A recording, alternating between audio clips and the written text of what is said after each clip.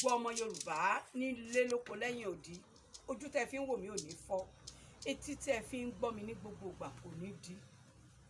Gbèsè gbígbà yẹn náà ni mo sì ń tẹ̀ síwájú, fífi agbára gba gbèsè lọ́wọ́ ajigbèsè, olówó tó yáni lówó, onígbèsè tó kọ̀ tí ò fẹ́ san, olówó yẹn náà wá fi agídí lọ gba owó, ọ̀nà agídí míì tàbí ọ̀nà agbára míì tó náà lè lò láti gba owó yẹn lọ́wọ́ onígbèsè, òun náà ni nípa kí ẹni tó fi dógò sí inú ilé kan kó wá pe ẹlẹ́kọ̀ọ́ bóun fẹ́ ra ẹ̀kọ́.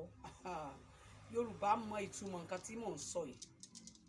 Ẹni tó dógò níbì kan tó bá pe ẹlẹ́kọ̀ọ́ pé kó gbé ẹ̀kọ́ wá, ilé yẹn máa tú ni, kò ní á dahoro, ó máa tú débi wípé ejìnrìn ló máa fà mọ́ ara ilé yẹn, kò ní sí ẹyẹ níbẹ̀,